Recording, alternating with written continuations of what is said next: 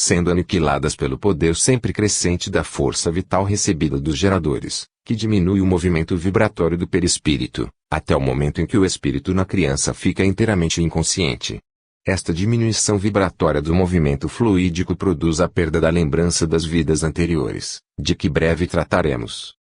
O espírito na criança dormita em seu invólucro material, e, à medida que se aproxima o nascimento, suas ideias se apagam, e, assim, o conhecimento do passado, de que não tem mais consciência quando abre os olhos à luz do dia. Essa consciência só voltará quando, pela desmaterialização final ou pelas influências profundas da exteriorização, na hipnose, a alma retomar seu movimento vibratório e encontrar seu passado e o mundo adormecido de suas recordações. Eis a verdadeira gênese da vida humana. As aquisições do passado são latentes em cada alma. As faculdades não se destroem, têm raízes no inconsciente e sua aparência depende do progresso anteriormente capitalizado, dos conhecimentos, das impressões, das imagens, do saber e da experiência.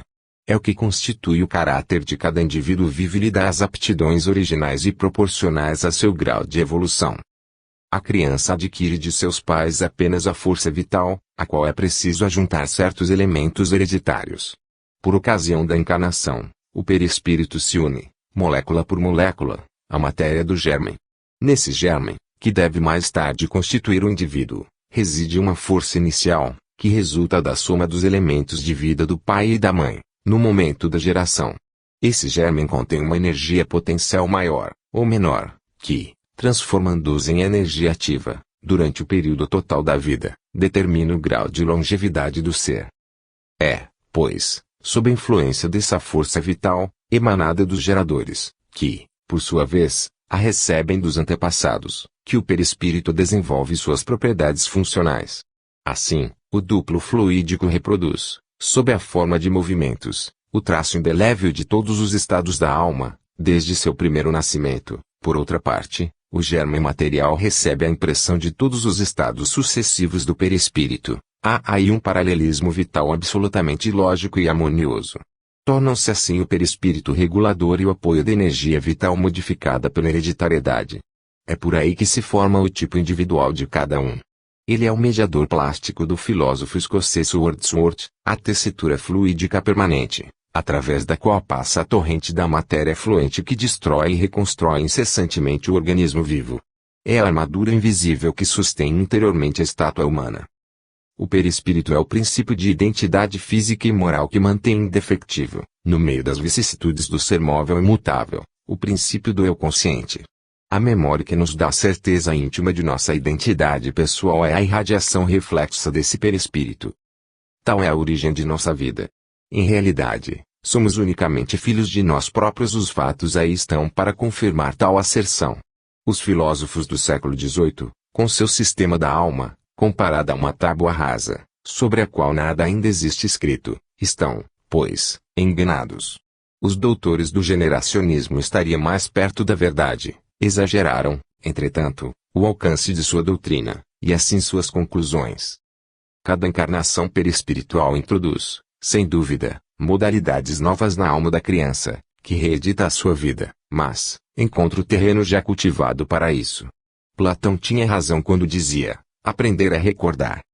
Assim se explicam os fenômenos de cultura e a fisiologia dos grandes gênios de que fala a história, a ciência dominante de Picode e a Mirandola, a intuição de Pascal, reconstituindo, aos 13 anos de idade, os teoremas de Euclides, Mozart, compondo, com a idade de 12 anos, uma de suas obras mais célebres. Pode suceder, entretanto, que as leis da hereditariedade embaraçem a manifestação do gênio, porque o espírito molda seu corpo, mas só se pode servir dos elementos postos à sua disposição por essa hereditariedade. O que acabamos de dizer basta, por enquanto, para justificar cientificamente a doutrina luminosa das vidas sucessivas. Responderemos, em poucas palavras, à objeção dos que não cessam de redizer que, se nossas vidas fossem múltiplas, delas conservaríamos, pelo menos, uma vaga lembrança. Já vimos como porque, se perde, na ocasião do nascimento, a memória do passado. Esse eclipse parcial e momentâneo das existências anteriores é absolutamente necessário para conservarmos intacta, aqui, em nosso mundo, a liberdade. Se delas nos recordássemos com muita facilidade, haveria confusão na ordem lógica e fatal do destino, e o Mestre disse em seu Evangelho: infeliz daquele que, tendo posto a mão na charrua, olhar para trás. Traçar um sulco firme e seguro exige olhar para diante e fixar unicamente o futuro. A obliteração do passado, entretanto, não é, nem absoluta, nem definitiva. O perispírito, que registrou todos os conhecimentos, todas as sensações, todos os atos, acorda, sob a influência do hipnotismo, as vozes profundas do passado se fazem ouvir e assemelhamos às árvores milenárias das florestas. Seus lustros e decênios estão inscritos nos círculos concêntricos da casca secular. Assim, cada idade de nossas existências sucessivas deixa uma zona inalterável sobre o perispírito, que retraça fielmente os matizes mais imperceptíveis do passado e os atos mais aparentemente apagados da vida mental e de nossa consciência. Mas é notadamente a hora da morte que o perispírito, prestes a desprender-se, sente despertar na memória as visões adormecidas das existências transatas. Atesta a experiência de cada dia. Por um médico amigo, ouvimos dizer que, em sua mocidade, estando a ponto de afogar-se, momento em que começava a asfixia, todos os quadros de sua vida se desenrolaram no pensamento em sucessão retrógrada, com pormenores, e acompanhados de sensação de bem ou de mal, em cada um dos atos de sua vida inteira. Era o julgamento espiritual que começava. Esse julgamento sabese, não é mais que o balanço instantâneo da consciência, que faz pronúncia, nós mesmos, o veredicto que nos fixa a sorte no novo mundo onde vamos ingressar. Agora que conhecemos a lei da existência e a doutrina científica da encarnação, ser-nos-á mais fácil compreender as vicissitudes da viagem terrestre, as idades pelas quais passamos e o papel que cada degrau da vida humana vem ter na economia harmoniosa do seu conjunto. Aparecer-nos-ão, assim, a adolescência, a idade madura e a velhice sob o verdadeiro aspecto, debaixo dessa luz elevada do espiritualismo, saberemos melhor apreciar e compreender. Morrer para reviver, reviver para morrer e para viver ainda, tal é a lei única e universal. O nascimento e a morte são os pórticos luminosos e obscuros, sobre os quais é preciso passemos, para entrar no templo do destino. Fato estranho. Essa ciência profunda da origem das coisas, essa gênese do ser, essa lei do destino, a antiguidade as conhecia e as compreendia infinitamente melhor que nós outros. O que mal começamos a restabelecer e provar cientificamente, já o sabia, por intuição e iniciação, a Grécia, o Egito, o Oriente. Formava o fundo dos mistérios isíacos e de Eleusis, espécie de representação dramática da reencarnação das almas, da sua entrada no Hades, depuração e transmigração sucessivas. Essas festas duravam 3 dias e traduziam, em uma trilogia comovente, todo o mistério deste mundo e do além. No fim das iniciações solenes, os sábios eram sagrados por toda a vida, e os povos, a quem só se deixava ver a parte simbólica e hieroglífica de tais verdades esotéricas, prescintianas, sob o revestimento do símbolo, e guardavam assim o verdadeiro sentido da vida. Hoje, esse sentido, nós o perdemos. O cristianismo primitivo, o de Jesus e o dos apóstolos, possuíam-no ainda.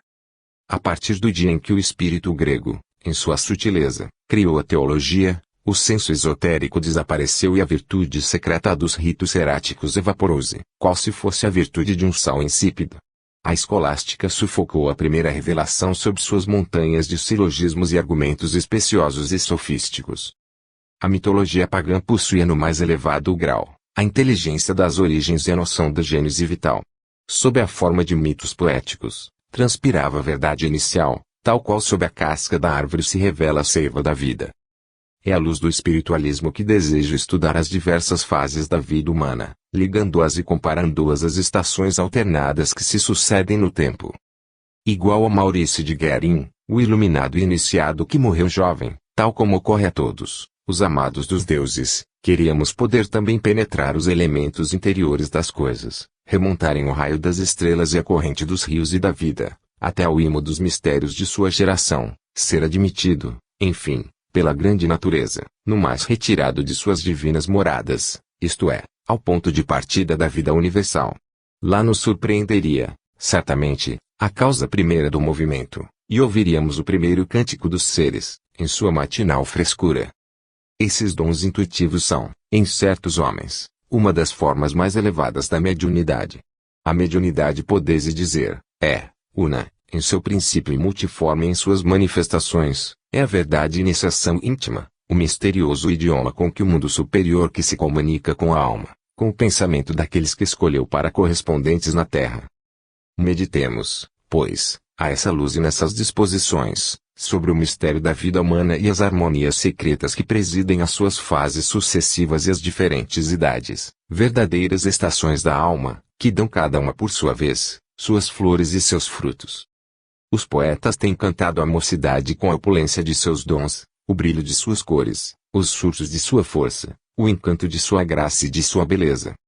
A mocidade é semelhante às florestas, diz ainda Maurício de Guerin, em seu imortal Centauro, as florestas verdejantes, atormentadas pelos ventos, ela mostra, por todos os lados, as ricas dádivas da vida, profundo murmúrio penetra sempre em sua folhagem.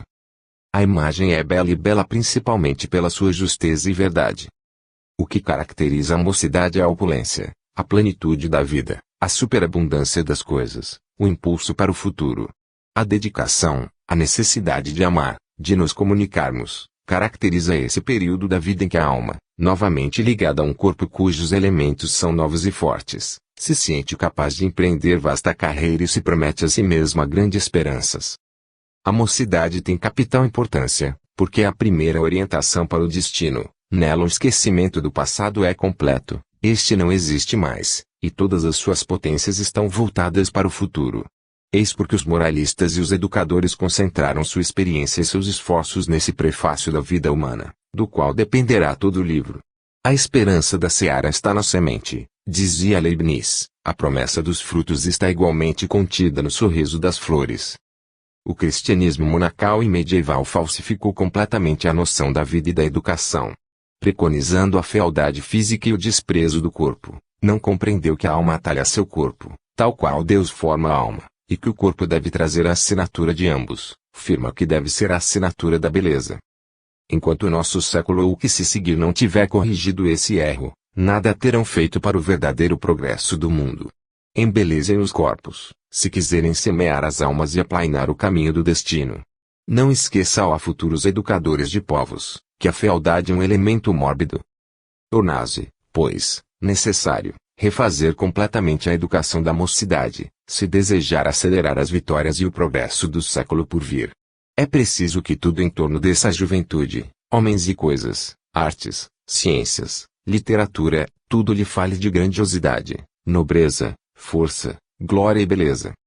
Quando a mocidade antiga ia concorrer anualmente às festas gloriosas da Olimpíada, desde que punha o pé na cidade célebre, era empolgada pela magia fascinadora da beleza.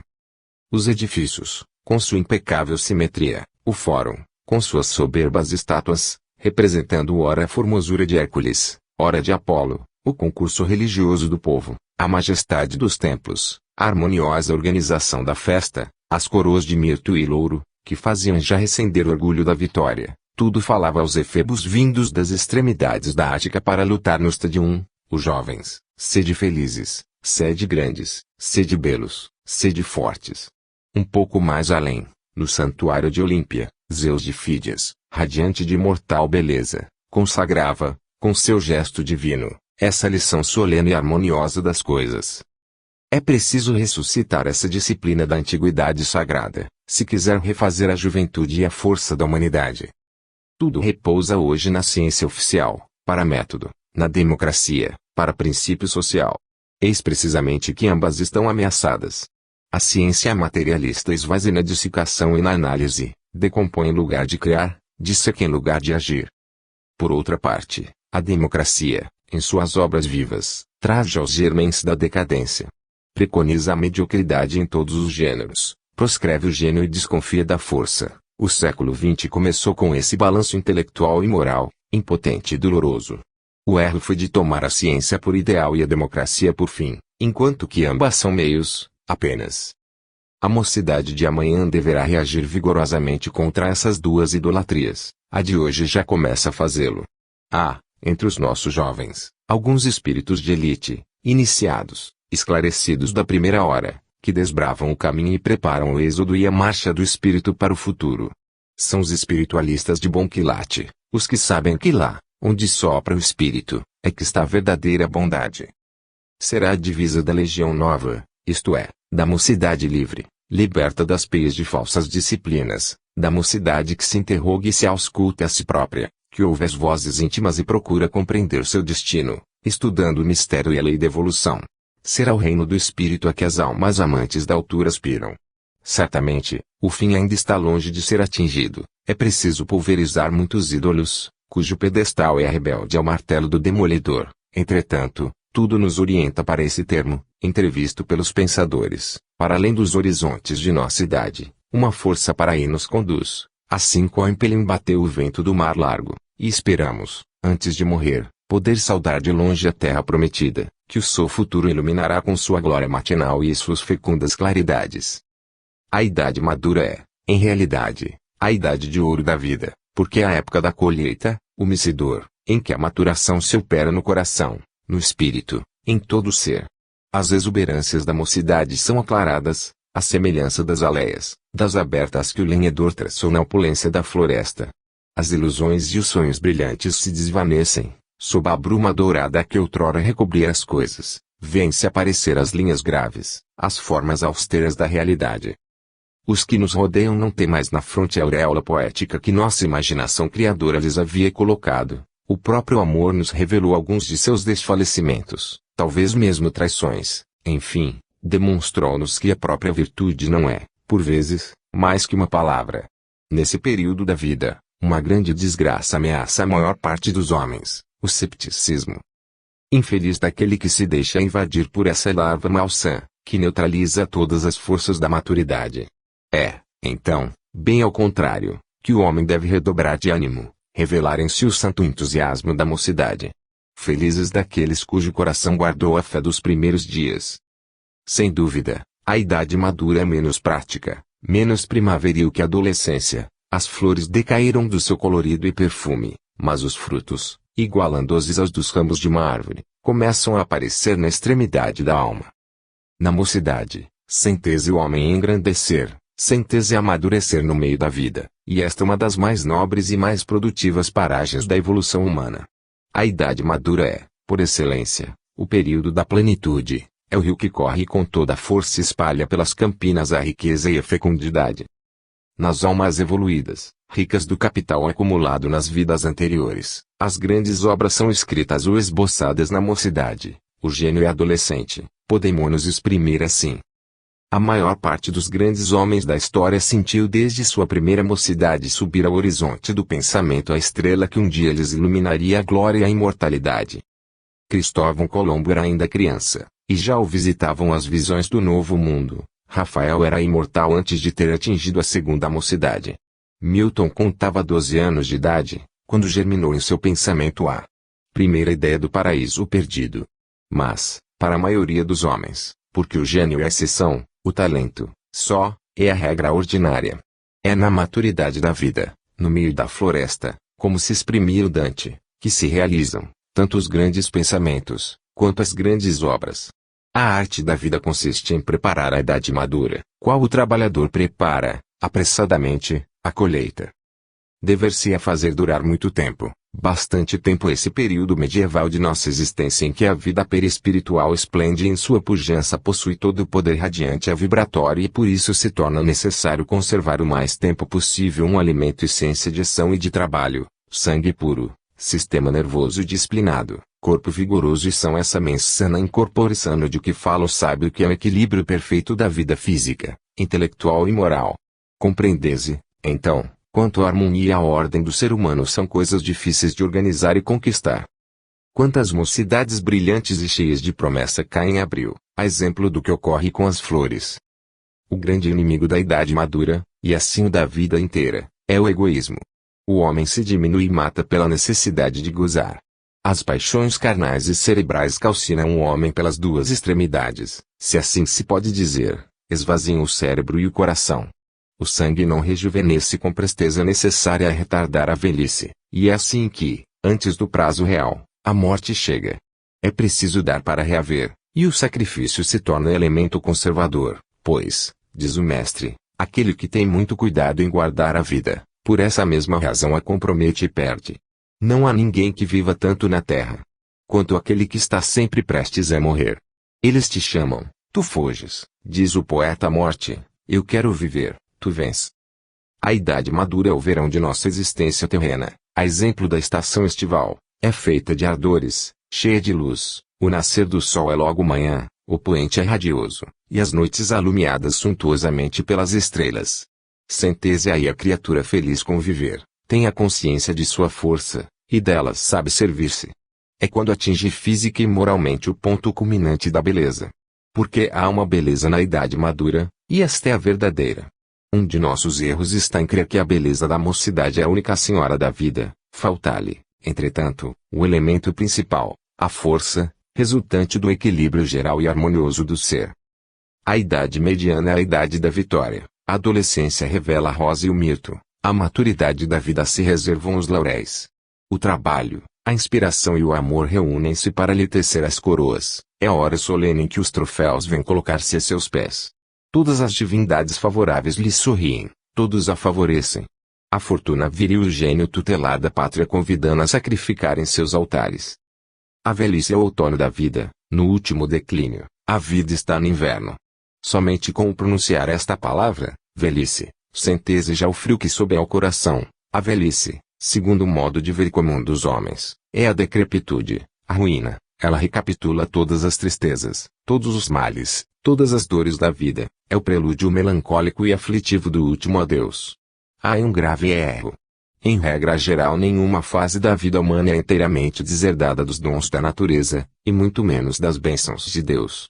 Porque o derradeiro quartel da existência, o que precede imediatamente a coroação do destino, será mais triste que os outros.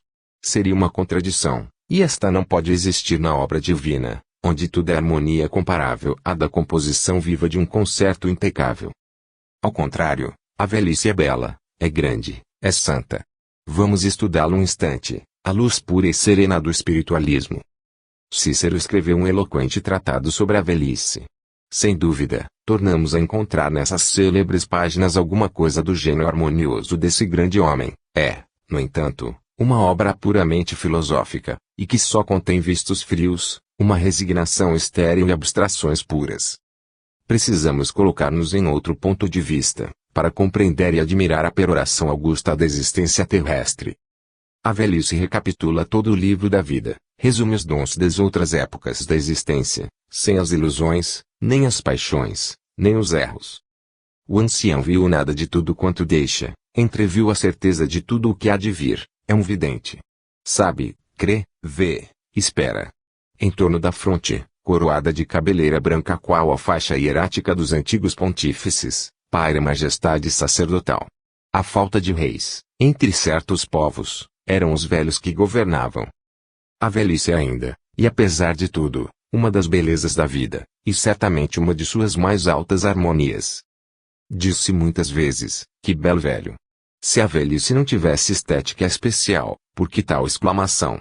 Entretanto, é preciso não esquecer de que, em nossa época, há, já o dizia Chateaubriand, muitos velhos, o que não é a mesma coisa, e poucos anciãos. O ancião, com efeito, é bom, indulgente, estima e encoraja a mocidade, seu coração não envelheceu. Os velhos, porém, são ciumentos, malévolos e severos, e, se nossas gerações novas perdem o culto de outrora pelos antepassados, não é, precisamente, porque os velhos deixaram de ter a alta serenidade, a benevolência amável que fazia, primitivamente, a poesia dos antigos lares. A velhice é santa, pura quanto a primeira infância, por isso, aproxima-se de Deus e vê mais claro e mais longe nas profundezas do infinito. Ela é, em realidade, um começo de desmaterialização. A insônia, característico ordinário dessa idade, disso oferece a prova material. A velhice assemelha-se à vigília prolongada, a vigília da eternidade, e o velho é uma espécie de sentinela avançada, na extrema fronteira da vida, já tem um pé na terra prometida e vê a outra margem, a segunda vertente do destino. Daí essas ausências estranhas, essas distrações prolongadas que costumamos tomar por enfraquecimento mental e que são, em realidade, explorações momentâneas no além, isto é, fenômenos de expatriação passageira. Eis o que nem sempre se compreende. A velhice tem-se dito muitas vezes, e a tarde da vida, e a noite. A tarde da vida, em verdade, mas, há tardes belas e poentes com reflexos de apoteose. É a noite, mas, a noite é tão bela, com o seu ornato de constelações. Igual à noite, a velhice tem suas vias lácteas, suas estradas brancas e luminosas, reflexo esplêndido de longa vida, cheia de virtude, de bondade, de honra. A velhice é visitada pelos espíritos do invisível, tem iluminações instintivas, um dom maravilhoso de adivinhação e profecia, é a mediunidade permanente, e seus oráculos são os ecos da voz de Deus. Eis porque são duplamente santas as bênçãos do ancião. Devem-se guardar no coração os últimos transportes do ancião que morre qual eco longínquo de uma voz amada de Deus e respeitada pelos homens. A velhice, quando é digna e pura, assemelhas-se ao nono livro da Sibila que, por si só, vale o preço de todos os outros, porque os recapitula e, resumindo todo o destino humano, anula os outros livros. Prossigamos nossa meditação sobre a velhice, e estudemos o trabalho interior que nela se estabelece. De todas as histórias, disse, a mais bela é a das almas. Isso é verdade. É belo penetrar nesse mundo interior, e surpreender as leis do pensamento, os movimentos secretos do amor. A alma do ancião é uma cripta misteriosa, esclarecida pela alba inicial do sol do outro mundo. De igual forma que as antigas iniciações se davam nas salas profundas das pirâmides, longe do olhar e do ruído dos mortais, abstratos e inconscientes, paralelamente, na cripta subterrânea da velhice dão-se as iniciações sagradas, que preludiam as revelações da morte. As transformações, ou melhor, as transfigurações operadas nas faculdades da alma, pela velhice, são admiráveis. Esse trabalho interior resume-se em uma única palavra, a simplicidade. A velhice é eminentemente simplificadora de tudo. Simplifica, a princípio, o lado material da vida, suprime todas as necessidades irreais, as mil necessidades artificiosas que a mocidade e a idade madura nos tenham criado e que faziam de nossa existência complicada, verdadeira escravidão, servidão, tirania. Já o dissemos acima, que é um comércio de espiritualização. Dá-se o mesmo trabalho de simplificação na inteligência. As coisas adquiridas tornam-se mais transparentes, no fundo de cada palavra, encontra-se a ideia, entrevês e Deus. O ancião tem uma faculdade preciosa, a de esquecer. Tudo que lhe foi fútil, supérfluo na vida, apaga-se, só conserva na memória, qual o fundo de um cadinho, o que foi substancial. A fronte do velho não tem mais a atitude altiva e provocadora da mocidade, a da idade viril, ela pende, sob peso do pensamento, lembrando um fruto maduro. O ancião curva a testa e inclina-se sobre o coração. Procura converter em amor tudo quanto lhe resta de faculdades, de vigor, de lembranças.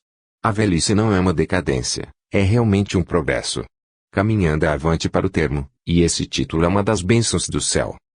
A velhice é o prefácio da morte, é o que a torna santa, igual à vigília solene que faziam os iniciados antigos, antes de levantar o véu que cobria os mistérios. A morte é, pois, uma iniciação. Todas as religiões e todas as filosofias têm tentado explicar a morte, bem poucas lhe têm conservado o verdadeiro caráter. O cristianismo divinizou-a, seus santos encarana nobremente, seus poetas cantarana por uma libertação. Entretanto, os santos do catolicismo só viram nelas exonerações da servidão da carne, o resgate do pecado, e, por isso mesmo, os ritos funerários da liturgia católica espalham uma espécie de terror sobre essa peroração, aliás, tão natural, da existência terrestre. A morte é simplesmente um segundo nascimento. Deixamos o mundo pela mesma razão porque nele entramos, segundo a ordem da mesma lei. Algum tempo antes da morte, um trabalho silencioso se executa. A desmaterialização já está começada. Poderiam verificá-la por certos sinais, quantos rodeiam o moribundo, se não estivessem distraídos pelos fatos externos. A moléstia goza aqui de papel considerável.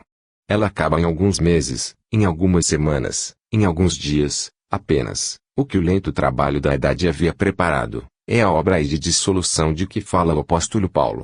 Essa palavra dissolução é muito significativa, indica nitidamente que o organismo se desagrega, e que o perispírito se desliga do resto da carne em que estava envolvido. Que se passou nesse momento supremo, a que todas as línguas chamam agonia, isto é, o último combate. pressentese, adivinhase. Um grande poeta moribundo traduziu tal instante solene neste verso. É este o combate do dia e da noite. Com efeito, a alma entra em um estado crepuscular, está no limite extremo, na fronteira dos dois mundos e é visitada pelas visões iniciais daquele em que vai entrar. O mundo que deixa, envia-lhe os fantasmas da lembrança e todo um cortejo de espíritos lhe aparece do lado da aurora. Ninguém morre só, pela mesma forma que ninguém nasce só. Os invisíveis que o conheceram, que o amaram, que o assistiram aqui, em nosso orbe, vêm ajudar o moribundo a desembaraçar-se das últimas cadeias do cativeiro terrestre. Nessa hora solene, as faculdades aumentam, a alma, já meio desprendida, dilata-se, começa a entrar em sua atmosfera natural, a retomar a vida vibratória normal, e é por isso que, nesse momento, se revelam, em alguns agonizantes, fenômenos curiosos de mediunidade. A Bíblia está cheia dessas revelações supremas. A morte do patriarca Jacó é o tipo perfeito da desmaterialização e de suas leis. Os 12 filhos estão reunidos em torno do leito, formando uma viva coroa funerária. O ancião recolhe-se e, depois de reconstituir o passado, as lembranças, profetiza a cada uma deles o futuro da família e de sua raça.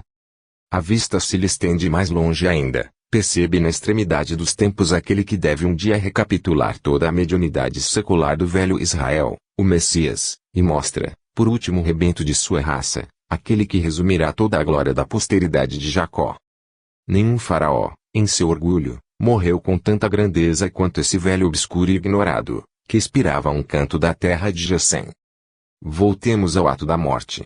A desmaterialização está completa, o perispírito se desprende do invólucro carnal, que vive ainda algumas horas, talvez, de uma vida puramente vegetativa. Assim, os estados sucessivos da personalidade humana desenrolam-se em ordem inversa àquela que preside ao nascimento. A vida vegetativa, com que o ser havia começado no seio maternal, é agora a última a extinguir-se. A vida intelectual e a vida sensitiva são as duas primeiras que partem. Que se passa então?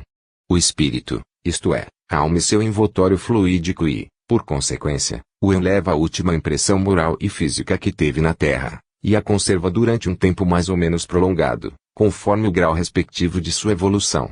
Eis porque convém rodear a agonia dos moribundos de palavras doces e santas, de pensamentos elevados, porque são estes últimos gestos, essas últimas imagens que se imprimem nas folhas do livro subliminal da consciência, é a linha última que o morto lerá desde sua entrada no além, ou antes, desde quando tiver consciência de seu novo modo de ser. A morte é, pois, em realidade, uma passagem, uma transição e uma translação. Se devermos tomar a vida moderna uma imagem, comparemo-la a um túnel.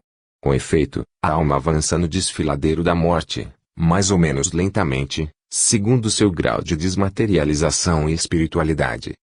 As almas superiores, que sempre viveram nas altas esferas do pensamento e da virtude, atravessam essa obscuridade com a rapidez do trem expresso que desemboca, em um instante, na plena luz do vale, mas é esse um privilégio de pequeno número de espíritos evoluídos, são os eleitos e os sábios. Não falaremos aqui dos criminosos, dos seres animalizados, de instintos grosseiros, que viveram, ou antes, vegetaram toda uma existência nos pântanos do vício e na enxurrada do crime. Para estes é a noite cheia de terríveis pesadelos.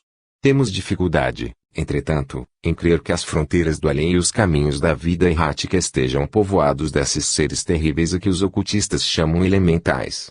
Só se poderiam ver aí símbolos e imagens, reflexos, de paixões, vícios, crimes que os perversos cometeram na terra. Encaremos aqui, apenas, as vidas ordinárias, as existências que seguem tranquilamente as fases lógicas do seu destino. É a condição comum da maior parte dos mortais.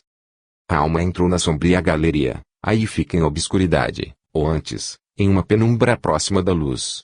É o crepúsculo do além. Os poetas, com muita felicidade, têm pintado esse estado e descrito esse meio-dia, esse claro-escuro do mundo extraterrestre. Aqui, as analogias entre a vida e a morte são impressionantes. A criança permanece muitos dias sem fixar a luz e sem ter conhecimento do que a rodeia, seus olhos ainda não se abriram, e assim a irradiação do pensamento. O recém-nascido no mundo invisível fica também ele, algum tempo sem tomar conhecimento do seu modo de ser e de seu destino. Ele ouve, Ao mesmo tempo, os murmúrios próximos ou remotos dos dois mundos, entrevêem movimentos e gestos, que não poderia precisar, nem definir. Meio entrado na quarta dimensão, perde a noção precisa da terceira, na qual havia até então evolvido. Não dá mais tempo, nem da quantidade, nem do números, nem de espaço, nem do tempo, pois que seus sentidos que, quais outros tantos instrumentos de óptica, o ajudavam a calcular, a medir, a pesar, se fecharam de repente, qual uma porta para sempre condenada. Que estado estranho, esse da alma, que tateia cega, nas estradas do além. E, no entanto, esse estado é real. Nesse momento, as influências magnéticas da prece, das lembranças, do amor, podem gozar um papel considerável e apressar o advento das claridades reveladoras que vão iluminar essa consciência ainda adormecida, essa alma em trabalhos do seu destino. A prece, nesse caso, é uma verdadeira evocação, é o grito de apelo à alma indecisa e flutuante.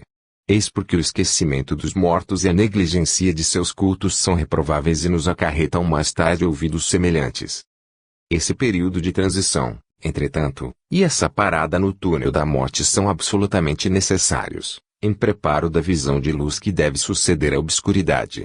É preciso que o sentido psíquico se vá adaptando proporcionalmente ao novo foco que o vai esclarecer.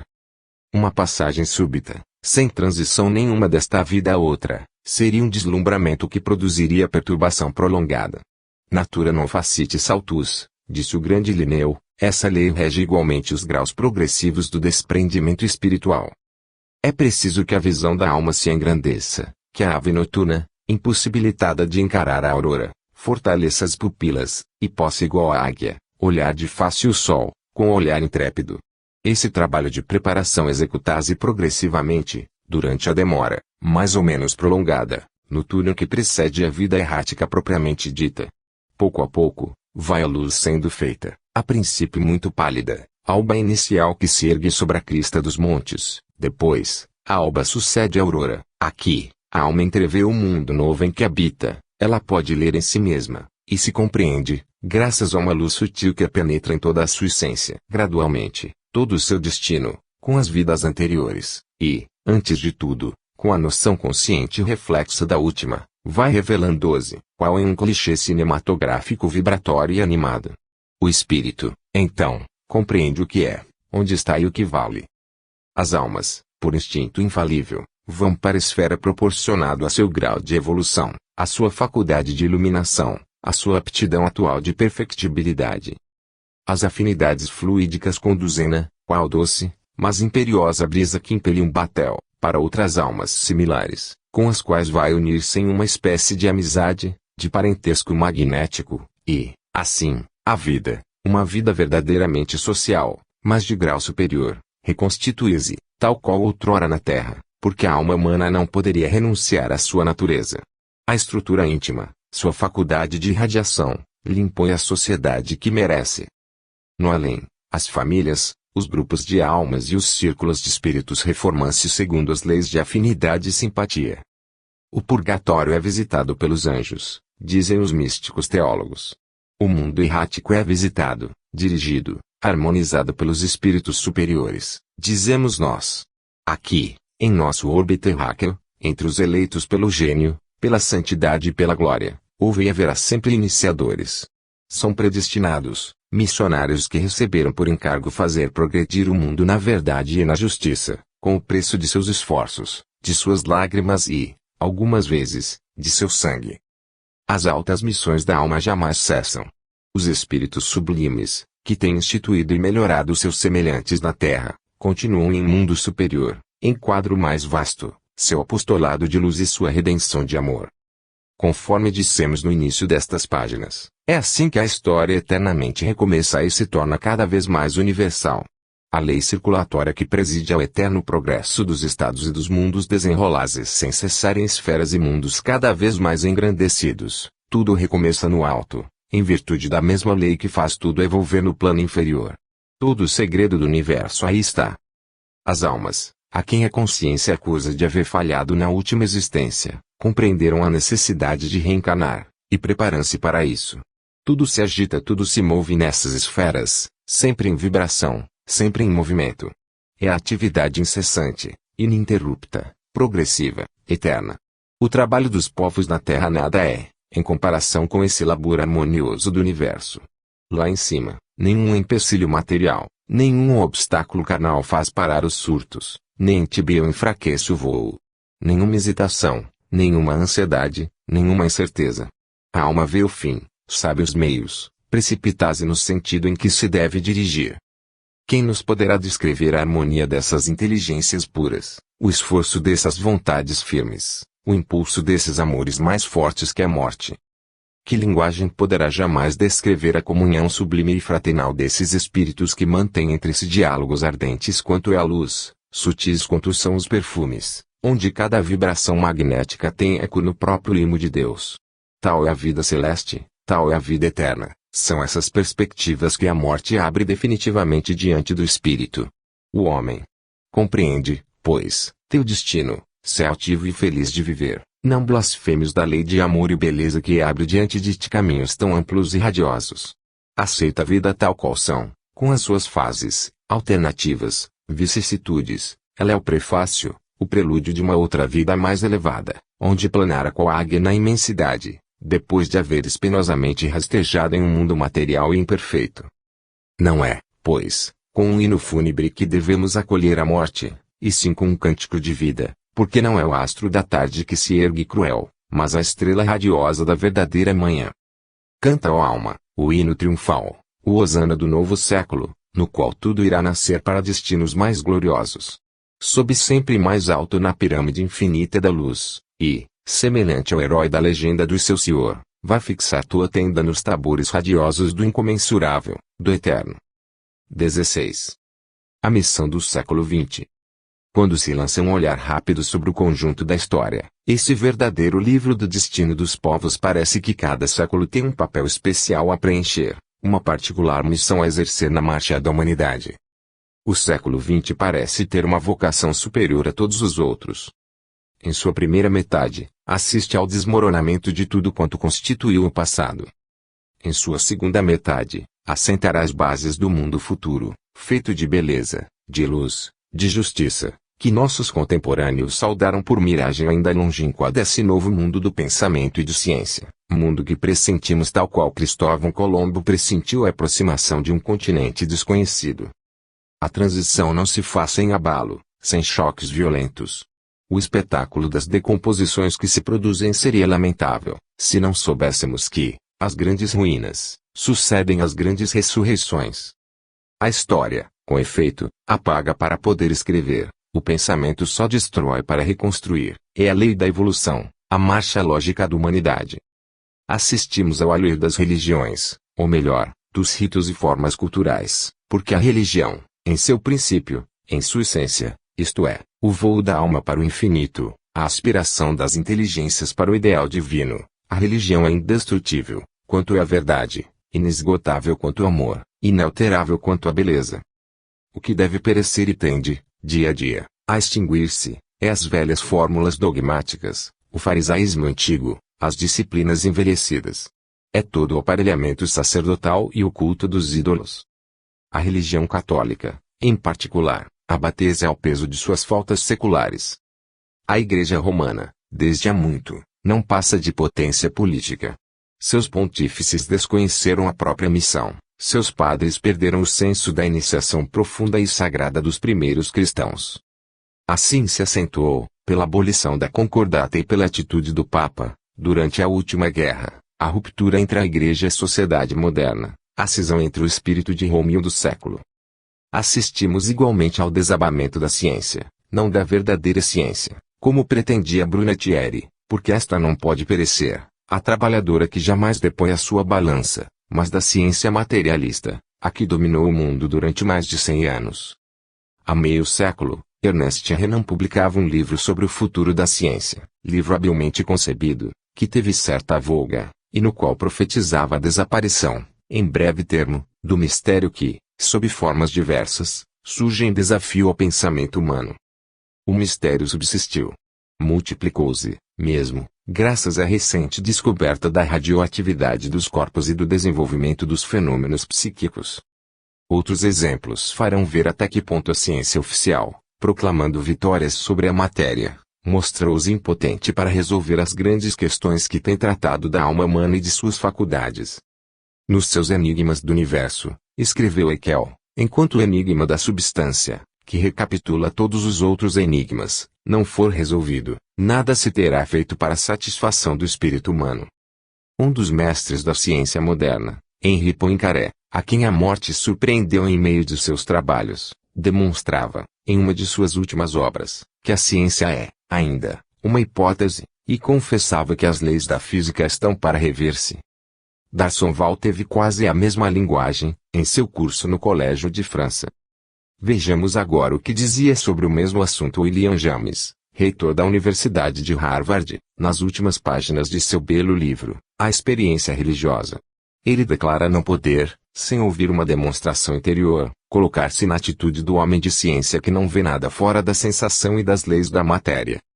E algumas linhas mais adiante, toda a experiência humana, em sua viva realidade, impele-me irresistivelmente a sair dos estreitos limites em que a ciência pretende confinar-se.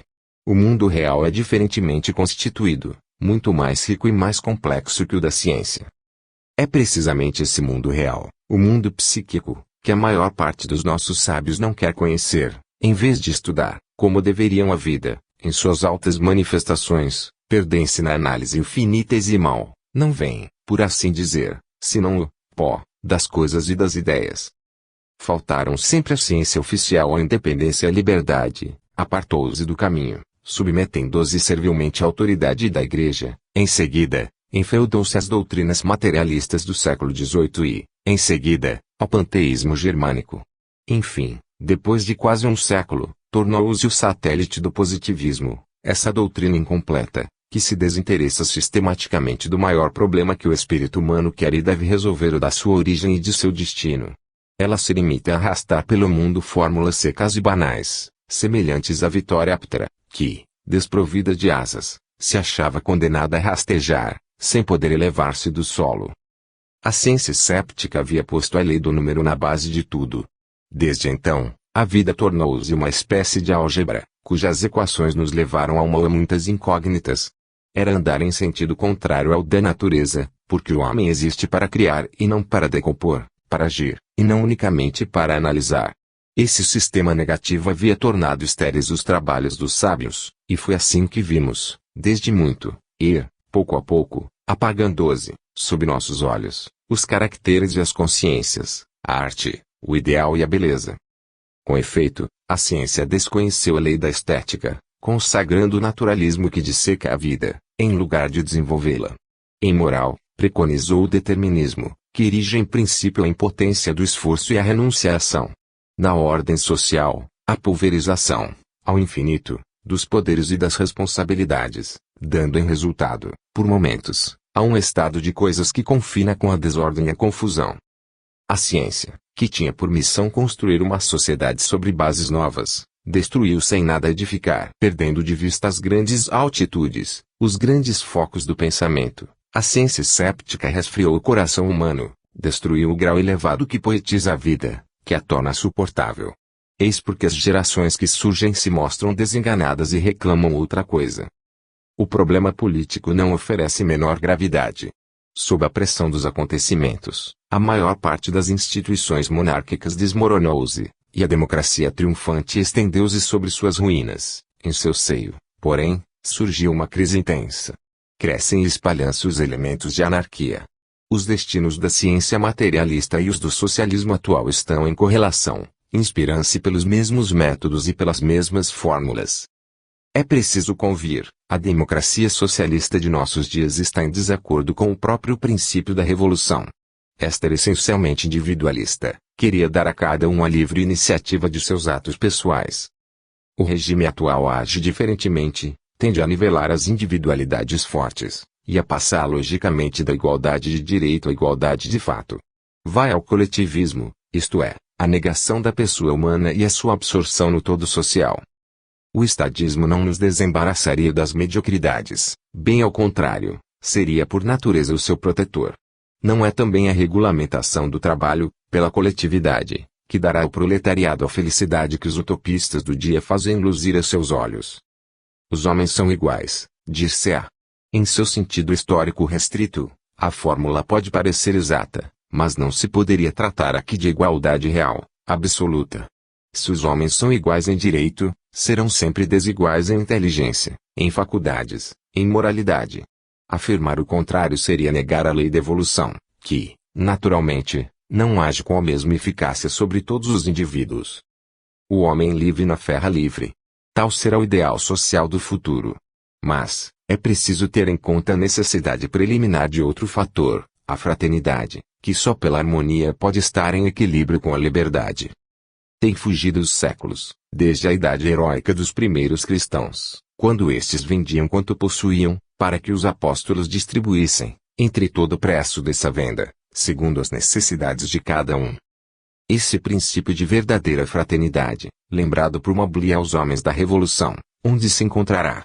Não é de certo nos costumes atuais, que o egoísmo caracteriza, é nas aspirações da alma humana, nesse movimento que agita os povos de um extremo a outro da Terra, é no longínquo das idades futuras. Acabamos de passar em revista as ruínas a que o século XX já assistiu. Falemos agora das renovações que prepara e que executará. É sempre na ordem intelectual que as grandes renovações começam. As ideias precedem e preparam os fatos. É a lógica da história e a lei do progresso humano. O abuso dos métodos e dos processos de análise tem estado a ponto de nos perder. Consequentemente, é mister preparar as grandes sínteses, as concepções de conjunto. Eis que se estabelece um novo ponto de vista para todas as coisas.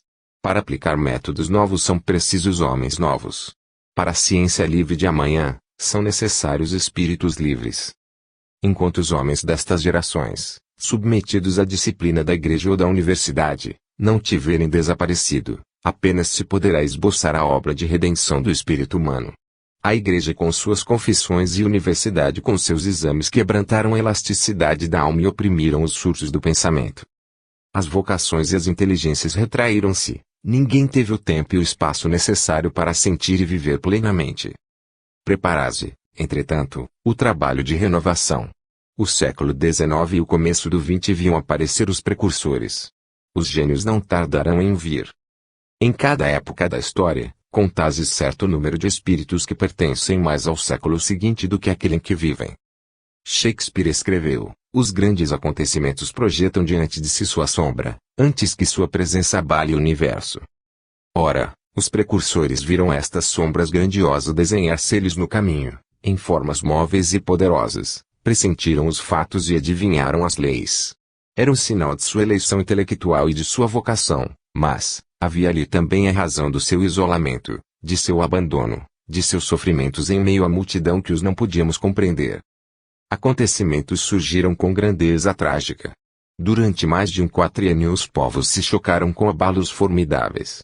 A guerra prosseguiu em sua obra de ruína e de morte, ao mesmo tempo em que varria muitos erros, ilusões e quimeras.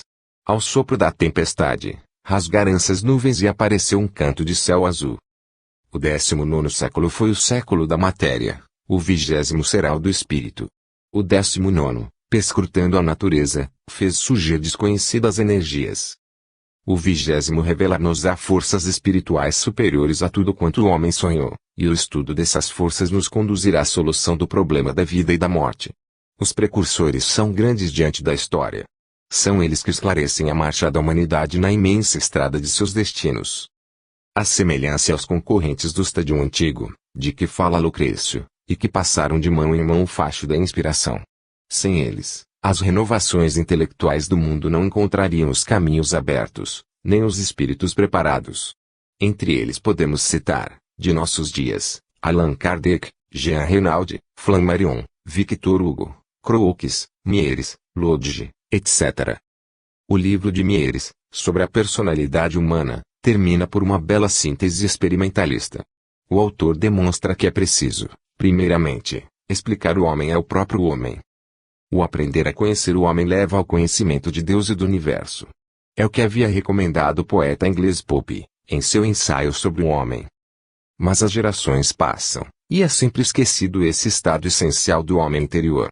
O século XIX consagrou incalculáveis recursos, imensos laboratórios ao estudo do universo material, estendeu prodigiosamente o campo de suas observações e de suas experiências, Mas, o mundo ignorava ainda a constituição íntima do ser humano e as leis de seu destino. Encontrarão-se, pois, nossos legisladores na impossibilidade de governar. Como, com efeito, dirigir homens, administrar povos, quando se ignora ou se finge ignorar o grande princípio da vida? Daí surgiu o malestar que sofre hoje nosso país. O formidável problema do trabalho, com suas múltiplas dificuldades, tem por origem esse erro capital. Não quis ver na pessoa humana mais que um corpo a nutrir e explorar, e, partindo daí, só houve a preocupação das necessidades materiais. A luta pela vida tornou-se tão brutal quanto era no tempo dos bárbaros.